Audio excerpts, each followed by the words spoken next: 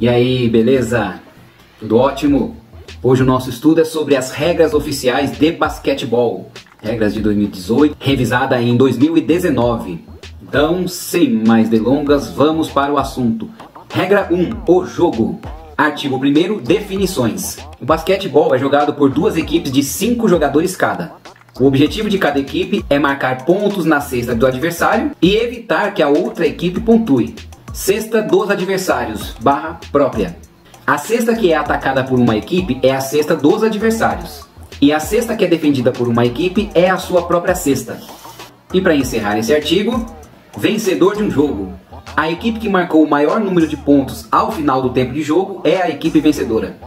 Vamos para a regra 2, quadra de jogo e equipamentos. Artigo 2º, quadra de jogo. A quadra de jogo terá uma superfície rígida, plana, livre de obstruções, medindo 28 metros de comprimento por 15 metros de largura. Quadra de defesa. A quadra de defesa é a parte da quadra onde está a cesta da própria equipe. Quadra de ataque. A quadra de ataque é a parte da quadra onde está a cesta dos adversários. Linhas.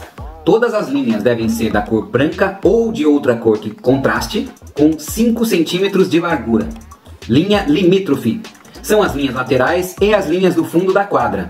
Essas linhas não são parte da quadra de jogo. Tudo que está ali fora da quadra deve estar a pelo menos 2 metros de distância da quadra de jogo. Linha central, círculo central e semicírculo de lance livre. A linha central é a linha que divide a quadra ao meio. Ela tem uma extensão de 15 centímetros além de cada linha lateral. A linha central faz parte da quadra de defesa. O círculo central tem raio de 1,80 m. E esse círculo central deve ter a mesma cor das áreas restritivas. Daqui a pouquinho falaremos sobre as áreas restritivas. Os círculos de lance livre também têm raio de 1,80 m. Aqui está o desenho da quadra com todos os seus detalhes. Então vamos para linhas de lance livre, áreas restritivas e espações de rebote do lance livre. A linha de lance livre está a 5,80 metros da margem interna da linha final e tem 3,60 metros de extensão. As áreas restritivas devem ser retangulares e vai da extensão das linhas de lance livre até a linha de fundo da quadra, medindo 4,90 de largura por 5,80 de comprimento. Aqui está o desenho, que inclui o semicírculo do lance livre e também a área restritiva, esse retângulo de 4,90 metros por 5,80 metros. Os espaços de rebotes do lance livre são as áreas marcadas na linha da área restritiva e que indica o local onde os jogadores devem ficar. São 3 espaços de um lado, ficando 2 jogadores de defesa, 1 de ataque, e do outro lado são 2 espaços, ficando 1 de ataque e 1 de defesa. Então vamos para a área da cesta de campo de 3 pontos. A área da cesta de 3 pontos é toda a área de jogo, exceto a área próxima à cesta dos adversários, limitadas por e incluindo 2 linhas de 90 centímetros das linhas laterais e perpendiculares à linha de fundo, um arco de raio de 6,75 metros, medindo desde o ponto do piso, exatamente abaixo do centro da cesta dos adversários, até a borda externa do arco. O arco se une a essas linhas paralelas de 90 centímetros. A linha de 3 pontos não é parte da área de cesta de 3 pontos.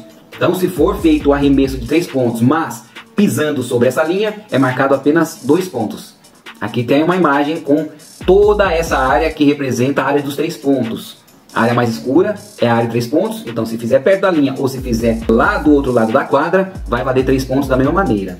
E a parte branca é a área de 2 pontos. Agora é a área dos bancos das equipes. Essa área aqui, ó, mostrada na figura ao lado. É a parte que está destacada. Em cada área de banco deverão estar disponíveis 16 assentos para os jogadores, comissão técnica e membros acompanhantes da delegação. Quaisquer outras pessoas deverão estar pelo menos 2 metros atrás do banco da equipe. São 2 linhas de 15 centímetros de comprimento marcadas fora da quadra, no lado oposto à mesa de controle. Áreas semicirculares sem carga. Essa área é um semicírculo com um raio de 1,25 m, medindo do ponto do piso abaixo do centro exato da cesta até a margem interna do semicírculo. Ainda há 2 linhas perpendiculares com 375 milímetros de comprimento e terminando a 1,20 m da linha do fundo da quadra. Olha aqui nessa figura aqui ao lado. Agora vamos para a posição da mesa de controle e das cadeiras de substituição.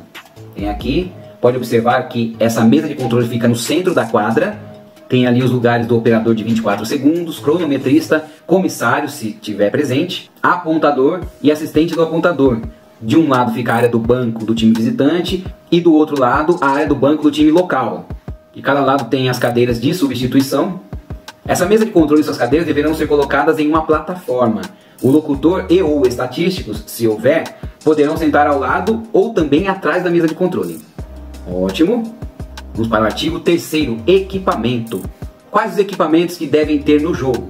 Tabelas, cestas com aros e redes, estrutura de suporte de tabela incluindo acolchoamento para proteger os jogadores, bolas, cronômetro de jogo, placar, relógio de 24 segundos, cronômetro ou dispositivo adequado visível e que não seja o cronômetro de jogo para cronometrar os tempos debitados, que é o tempo pedido pelas equipes, 2 sinais sonoros diferentes para o operador de relógio de 24 segundos e o apontador cronometrista, súmula de jogo, marcadores de faltas de jogadores, marcadores de faltas de equipe, seta de posse alternada, piso de jogo, quadra de jogo e iluminação adequada. Essa foi a regra 2. Agora é a regra 3, equipes. Artigo 4º, equipes. Vamos lá para a definição das equipes. Um atleta tem condições de jogo quando ele tem autorização para isso, de acordo com todos os regulamentos. Ele pode jogar se seu nome estiver inscrito na súmula de jogo antes do início da partida. Durante o tempo de jogo, um membro da equipe é um jogador na quadra de jogo com o direito de jogar, um substituto quando ele não está na quadra de jogo, mas tem esse direito de jogar, um jogador excluído por 5 faltas também é membro da equipe. Ele só não pode entrar novamente no jogo, mas ainda continua sendo membro da equipe. Durante um intervalo de jogo, todos os membros de equipe com direito a jogar são considerados como jogadores. Agora vamos para a regra. Cada equipe terá no máximo 12 jogadores, um técnico, um máximo de 8 membros acompanhantes de equipe com no máximo 2 assistentes técnicos, sendo que o primeiro assistente técnico deverá ser inscrito na súmula. Vamos ver daqui a pouquinho isso. São 5 jogadores em quadra e que podem ser substituídos. Um substituto torna-se um jogador torna-se substituto quando o oficial, o árbitro, autoriza o substituto a entrar na quadra de jogo. Durante um tempo debitado ou um intervalo de jogo, um substituto solicita a substituição ao apontador. Agora vamos para uniformes.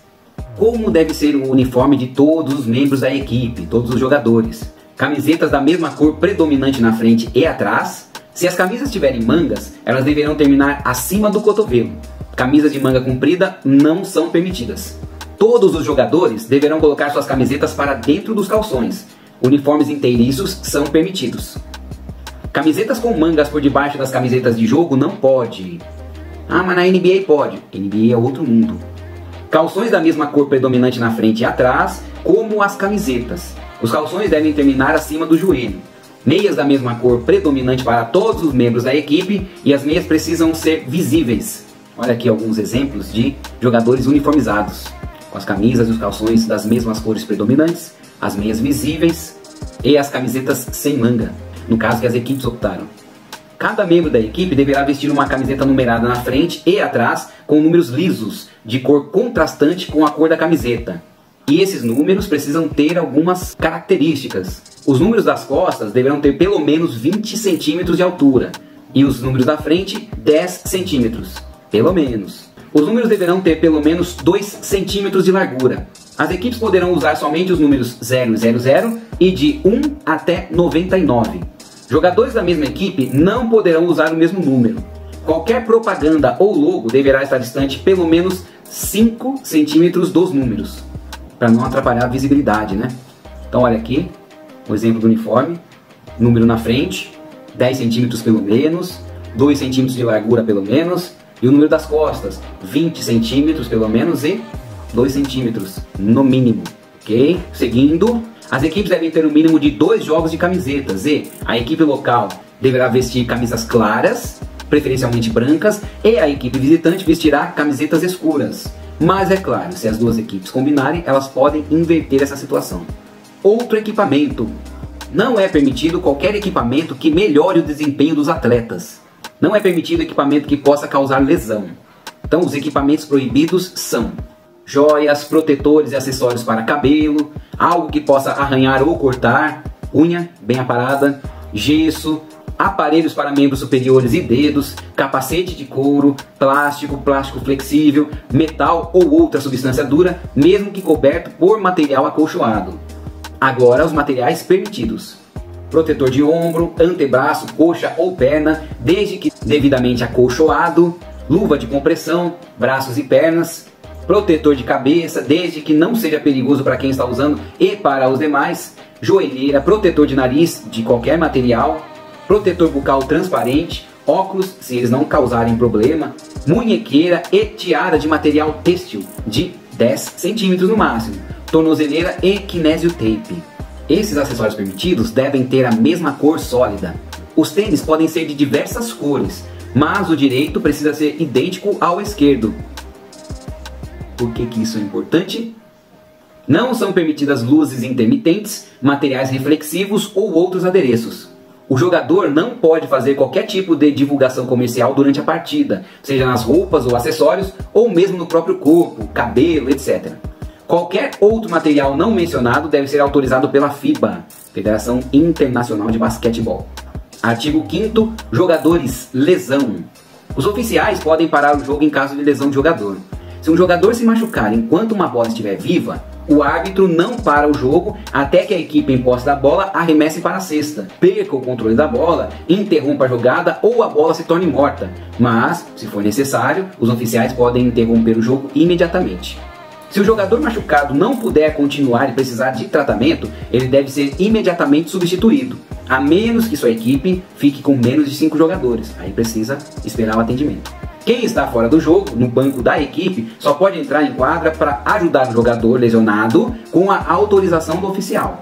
Agora, no caso do médico, se ele entender que é necessário entrar em quadra para fazer o atendimento, ele pode entrar sem autorização dos oficiais. Jogador sangrando não pode continuar na quadra. E ele só poderá retornar depois que esse problema estiver totalmente resolvido, curativo, proteção, etc. Se um jogador lesionado ou sangrando se recuperar durante um tempo solicitado por qualquer equipe, ele pode retornar ao jogo. No caso de lesão, pode haver substituição entre lances livres. Neste caso, o técnico adversário pode fazer o mesmo número de substituições também, claro, se ele assim desejar. Artigo 6º, capitão, deveres e poderes. O capitão é o jogador designado pelo técnico para representar a equipe na quadra de jogo. Ele pode se dirigir ao árbitro, claro, de maneira respeitosa, para obter informações, mas somente quando a bola estiver morta ou o cronômetro estiver parado. Ele também informa ao árbitro principal, em no máximo 15 minutos após a partida, se a equipe entrará com protesto contra o resultado da partida. Nesse caso, ele vai assinar a súmula no local indicado para o protesto do resultado do jogo. Artigo 7º, técnicos e primeiro assistente técnico, deveres e poderes. O técnico é quem entrega ao apontador a lista com o nome dos jogadores do time, seus números, o nome do capitão, do próprio técnico e do primeiro assistente. Isso deve ser feito com pelo menos 40 minutos antes de a partida começar. 10 minutos antes de a partida começar, o técnico deve confirmar a sua lista, assinar a súmula e indicar quem serão os 5 jogadores a começar a partida. Técnico, assistentes técnicos, substitutos, jogadores excluídos e membros acompanhantes da equipe são os únicos autorizados a sentar e permanecer no banco da equipe. Eles devem ficar sentadinhos. Enquanto a bola estiver morta e o cronômetro parado, o técnico ou o primeiro assistente podem ir até a mesa de controle para obter informações sobre o jogo. O técnico também pode se reportar ao árbitro, claro, de maneira cortês, e enquanto a bola estiver morta ou o cronômetro parado. O técnico e o primeiro assistente podem ficar em pé durante a partida, claro, em sua área do banco, mas apenas um de cada vez. Eles podem passar instruções aos atletas em quadra, mas o assistente não pode se dirigir aos árbitros. Se o técnico não puder continuar no jogo, o primeiro assistente técnico assume todas as suas funções. Se o capitão informado na súmula deixar a quadra, o técnico deve informar ao oficial qual jogador em quadra fará essa função. Se o técnico não puder continuar no jogo e se houver primeiro assistente técnico e esse também não puder continuar, o capitão assume as funções do técnico. E se este sair por falta ou mesmo por lesão, o capitão substituto assumirá as funções e assim sucessivamente. E por fim, é o técnico quem escolhe o arremessador de lance livre para atuar em todos os casos onde o arremessador de lance livre não está determinado pela regra. Ok? Finalizada a regra 3, agora vamos para a regra 4, regulamento de jogo. Antes disso, tempo debitado, uma pausa para tomar café e daqui a pouco retornamos para continuar o estudo.